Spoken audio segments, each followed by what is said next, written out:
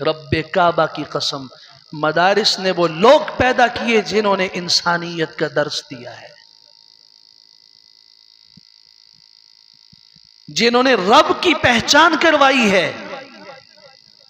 जिन्होंने अंबिया का तारुफ करवाया है, जिन्होंने मुसलमानों के अकीदों की हिफाजत की है, इबादत सिखाई हैं, मुआमलात सिखाए हैं, मुआशरत का तर्ज जिंदगी कैसे होना चाहिए, अखलाकियात सिखाई हैं, उलूम शरइया, उलूम दीनिया, अल्लाह का कुरान क्या कहता है, इमामुल अंबिया सल्लल्लाहु अलैहि वसल्लम का फरमान क्या कहता है, सुन्नत क्या है, हदीस क्या है, हुजूर अक़दस सल्लल्लाहु अलैहि वसल्लम खाते क्या चीज़ थे, कैसे खाते थे, बैठते कैसे थे, खाने से पहले क्या फरमाते थे, खाने के बाद क्या कलिमात इरशाद फरमाते थे, दावत में कैसे गए, किसी की दावत की तो कैसे की, खजूरें खाई तो कैसे खाई, ईद के लिए तशरीफ लाए तो कैसे लाए, छोटी ईद पे आने का अंदाज क्या था, मिंबर पे खड़े हुए तो क्या फरमाया, जब वापस गए तो किस रास्ते से गए, बताओ ना, किसी यूनिवर्सिटी वाले को पता है।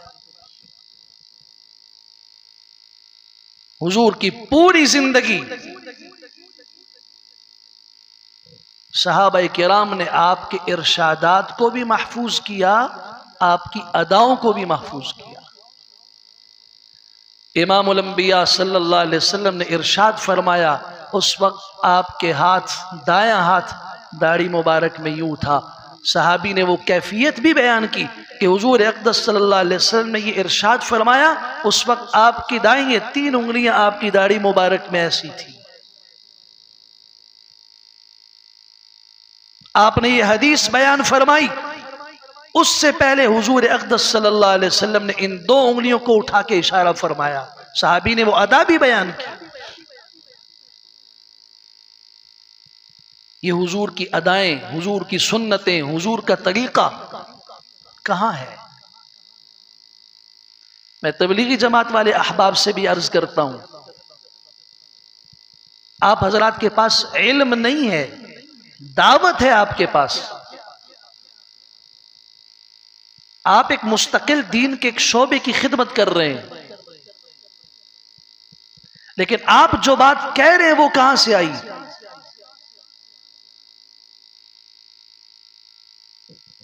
आप जो कहते हैं हमने दीन सीखा, हमने नमाज सीखी 40 दिन में, 4 महीने में, साल में,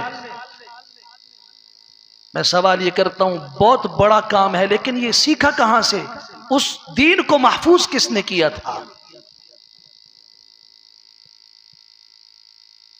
सबकी बात नहीं कर रहा, कुछ लोग ऐसे होते हैं जिन्हें इल्म नहीं होता और वो जाहिलियत में ये बात कह देते हैं कि मदरसों का और इन उलमा का तो कोई किरदार नहीं। जो खिदमत हम कर रहे हैं, आपके पीछे जो तालीमी निसाब है उसको अगर उठा दिया जाए तो सिवाय किस्सों के आपके पास क्या चीज बाकी बचेगी। वो किसने लिखी, मौलाना ज़करिया साहब रहमतुल्लाह तआला मदरसे के पढ़े हुए नहीं थे।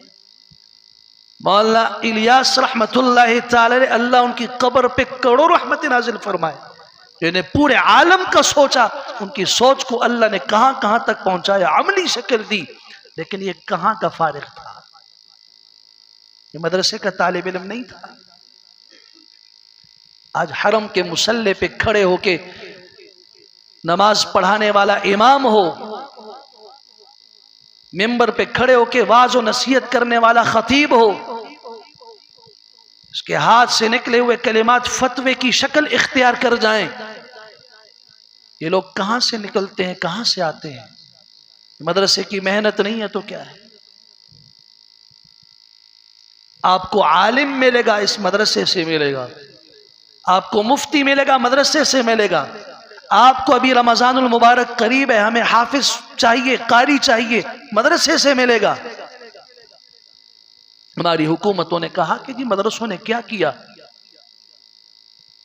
अगर आपके जिम्मे कर दिया जाए कि ये मामलात आपके पास हैं, रमजानुल मुबारक में आप अपने इलाके की किसी MNA MPA से मुतालबा कीजिए, हमें मस्जिद के लिए, तरावीह के लिए हमें हाफिज और कारी चाहिए, मिलेगा।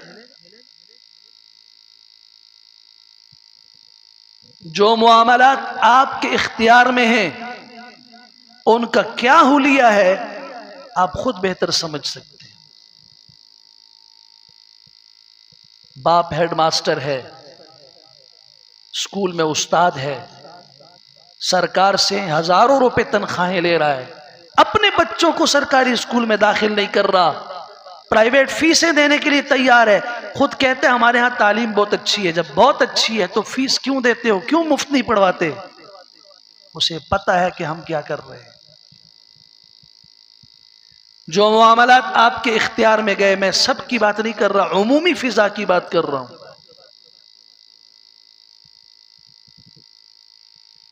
और हमारे यहां फिर आप लोगों ने निसाब तब्दील किया। अमीरों का निसाब और है, ऑक्सफोर्ड का निसाब है, ये बीकन का निसाब, ये कैम्ब्रिज का निसाब है। गरीब के लिए सरकारी निसाब है। कभी इंग्लिश मीडियम हो जाता है, कभी उर्दू मीडियम हो जाता है, कभी समझ नहीं आती।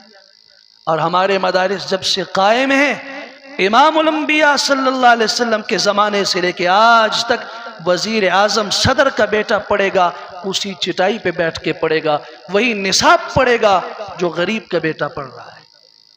इसकी नशिस्त भी अलग नहीं होगी, इसका निसाब भी अलग नहीं होगा, एक ही निसाब है।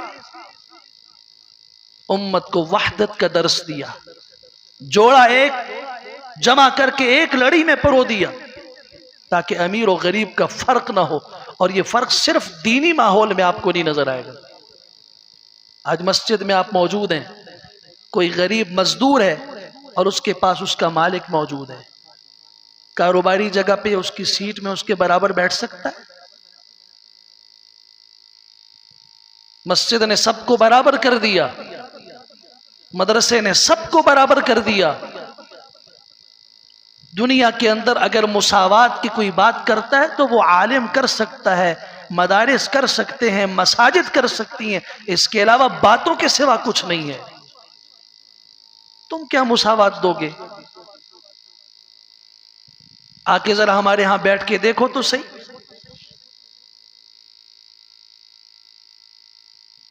खिदमत क्या है?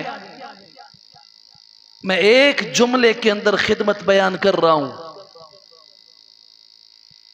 इंजीनियर है, डॉक्टर है, दर्जी है, खेती बाड़ी करने वाला है, मुजारे है, बागबान है, ड्राइवर है, जितने भी ले लो, ये सब इंसानों की जरूरत नहीं है, कुछ लोगों की जरूरत है। इंजीनियर की जरूरत सिर्फ उसको है जिसने घर में नक्शे के मुताबिक बनाना है। हमारे बाप दादों ने घर बगैर नक्शे के बनाए थे, वो नहीं रह रहे थे। डॉक्टर की जरूरत मरीज को है, जो सेहतमंद है उसे डॉक्टर की जरूरत पड़ती है। दर्जी की जरूरत उसको है जिसने कपड़े सिलवाने हैं। लेकिन मुझे बताओ, दीन का, जिंदगी का कोई एक शोबा बता दो, अमीर से लेके गरीब तक, बादशाह से लेके फकीर तक, एक शोबा बताओ जिसमें दीन की जरूरत ना हो। ये लोग उम्मत के मोहसिन बन गए, क्यों? ये खिदमत कर रहे हैं। और मदारिस में पढ़ने वाले लोग, ये मुआशरे पर इनको बोझ करार दिया गया। बताओ ना कि कौन सा शोबा है जिसमें दीन की जरूरत नहीं? क्या ताजिर है जिसको दीन की जरूरत ना हो? मुलाजिम है, खेती बाड़ी करने वाला है जिसको जरूरत ना हो? एक साहब ने मसला पूछा, 42 साल उम्र हो चुकी है, नमाजें पढ़ रहा हूं, लेकिन जब इमाम के साथ शरीक होता हूं, एक रकात निकल जाती है, इमाम की दूसरी रकात और मेरी पहली रकात है। जब इमाम सलाम फेरता है तो अगर वो मेरी दूसरी रकात हो तो मुझे कहां से शुरू करनी चाहिए? और मुझे अत्तहियात पढ़नी चाहिए या नहीं पढ़नी चाहिए? 42 साल की उम्र हो गई, बुलूग के बाद से लेके अब तक इतनी नमाजें आप पढ़ रहे हैं, आज तक आपको नहीं पता चला।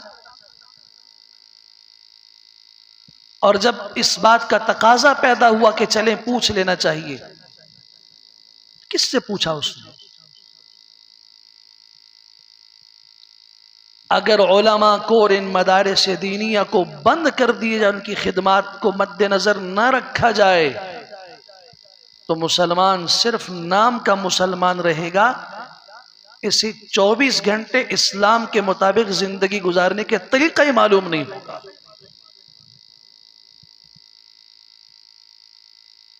क्या खिदमत की इन उलमा ने, इन मदारिस वालों ने। हमारे लोग बाज दफा, हमारे मुआशरे के लोग ताना देते हुए कह देते हैं कि जी वजीफे खौर, और हिंदकों में आप लोग कह देते हैं टुकड़े पन, कहते नहीं कहते?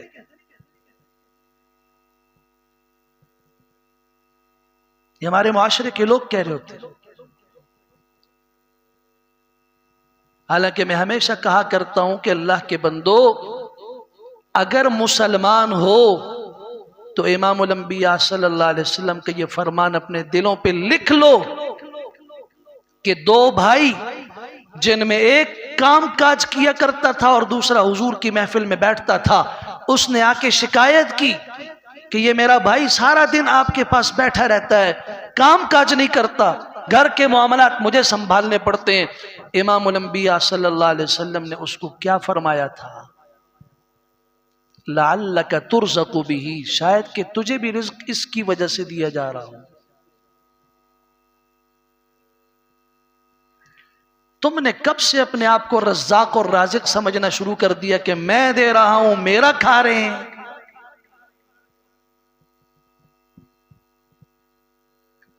और अगर इनकी दुआएं बंद हो जाएं और इनका वो सहर के वक्त उठना बंद हो जाए और रात के वक्त इनकी वो आहें बंद हो जाएं, तो फिर मैं बदगुमानी नहीं करता, लेकिन खुद सोच लो कि गुनाहों का ऐसा कौन सा रास्ता हमने छोड़ दिया है, एक गुनाह की वजह से पूरी कौम तबाह हुई हो। आज वो ऐसे हजारों गुनाह हमारी जिंदगियों में मौजूद हों, फिर भी हमारे ऊपर अजाब ना आता हो, इसकी वजह क्या हो सकती है?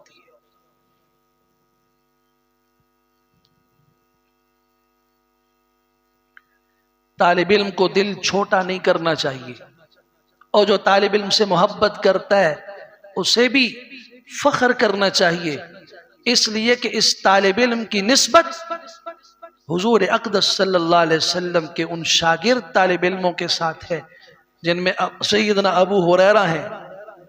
भूख की वजह से कहते हैं मैं हुजूर अक़दस सल्लल्लाहु अलैहि वसल्लम के मेहराब और आपके घर के बीच में पड़ा रहता था।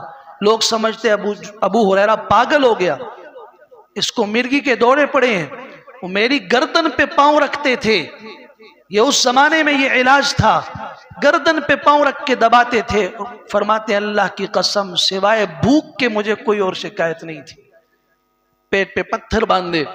लेकिन आज 5374 हदीसें हुजूर अक़दस सल्लल्लाहु अलैहि वसल्लम की उम्मत तक उनके जरिए पहुंची।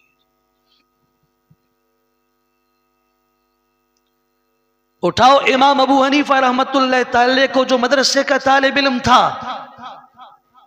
इमाम हम्माद के पास आके पढ़ा, फतवा दिया, काजी बनने से इनकार किया, जेल में डाल दिए गए और बुढ़ापे की उम्र में सजदे की हालत में हजरत जेल ही में इंतकाल कर गए। क्या कुर्बानियां हैं, इन लोगों ने क्या नहीं दिया, जान तक इस दुनिया ने उनकी ले ली। औलाद और घर बार की बात तो बात की है, तो मुआशरे पर बोझ हैं, हमारा खाते हैं। कभी अपनी तारीख देखो, इमाम मालिक बिन अनस रहमतुल्लाह तआला को देखो, तलाकुल मुकरह लैसा बिशैइन, जबरदस्ती तलाक कुछ भी नहीं है, फतवा दिया। गवर्नर ने कैद कर दिया, अपना फतवा वापस ले लें। हजरत ने फरमाया फतवा कुरान और सुन्नत की बुनियाद पे होता है, ये कोई बोली नहीं है, ये कोई सौदेबाजी नहीं है कि जो कम की जाए इसमें तखफीफ की जाए। अल्लाह और उसके रसूल का अटल फैसला होता है। अगर तुम्हारे पास इसके खिलाफ कोई दलील है तो लाओ। तलाकुल मुकरह लैसा बिशै, फतवे पे कायम हूं। 85 साल की उम्र है, जेल में डाल दिया और इतना मारा कि उनके कंधे तोड़ दिए, ये हड्डियां, और उनके हाथ यूं लटक गए। 85 साल की उम्र में, और मुंह काला करके गधे के ऊपर सवार करके मदीना मुनव्वरा की गलियों में कहा फिराओ इनको ताकि लोगों के लिए इबरत का निशाना बने। पढ़ो जरा इन उलमा की कुर्बानियों को। इमाम मालिक रहमतुल्लाह तआला इस हाल में फरमाते थे, लोगों तुम में से जो मुझे पहचानता है वो जानता है, जो नहीं जानता याद रखो मैं अनस का बेटा मालिक हूं, जो यहां मसनद हदीस पे बैठ के दर्स दिया करता था, हदीस पढ़ाया करता था। मैंने ये फतवा दिया है, लोगों नोट करो इसको। फतवा क्या था कि किसी से जबरदस्ती तलाक दिलवाई जाए वो तलाक नहीं होती। और ये इसलिए था कि गवर्नर को किसी की बीवी पसंद आ गई, उसको उठा के गन पॉइंट पे और तलवार सर पे रख के कहा तलाक दो, नहीं तो सर कलम करते। जबरदस्ती किसी की बीवियों को तलाकें दिलवा के उनके साथ निकाह करना, तलाकुल मुकरह लैसा बिशै। आपने फरमाया ये तलाक नहीं होती। हालात का तकाजा यही था। ये दस्तियां तोड़ दी गई, मुंह काला करके उनको फिराया गया, लेकिन आज नाम इमाम मालिक बिन अनस का जिंदा है और इन मदारिस की बरकत से जिंदा है। हमारी अहादीस की किताबों में मुअत्ता इमाम मालिक पढ़ाई जाती है और हजरत की सनद इतनी जबरदस्त सनद है, मालिक अन नाफि अन अब्दुल्लाह इब्न उमर अन रसूलिल्लाह सल्लल्लाहु अलैहि वसल्लम। आपके उस्ताद हैं नाफि मदनी, उनके उस्ताद हैं अब्दुल्लाह इब्न उमर रज़ियल्लाहु तआला अन्हुमा, उनके उस्ताद इमामुल अंबिया सल्लल्लाहु अलैहि वसल्लम।